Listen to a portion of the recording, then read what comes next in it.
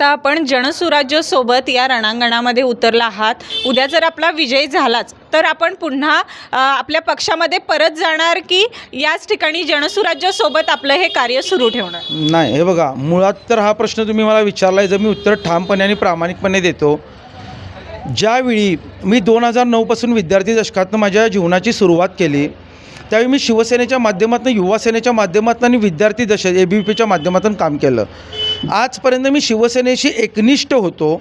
आज माझ्या पडत्या काळात कोणी असो, ज्यांनी मायेचा हात दिला, ज्यांनी मला आधार दिला, ज्यांनी मला नेतृत्व दिलं, ज्यांनी मला AB फॉर्म देऊन, जे माननीय महाराष्ट्र राज्याचे माजी मंत्री महोदय विनय गोरे साहेब सध्याचे विद्यमान आमदार आहेत, जनस्वराज्य पक्षाचे सर्वस्व आहेत, त्यांनी जर मला मायेचा आधार दिला असेल तर इथून पुढच्या काळामध्ये माझी राजकीय भूमिका स्पष्ट आहे. सन्मान्य विनय गोरे साहेबांच्या सोबत एकनिष्ठाने प्रामाणिकपणे राहणार. उद्याचा निकाल मला काय माहीत नाही. ही इलेक्शन मी न घेता माझ्यासाठी जनतेनं हातात घेतलेला आहे. माझा विजय निश्चित आहे.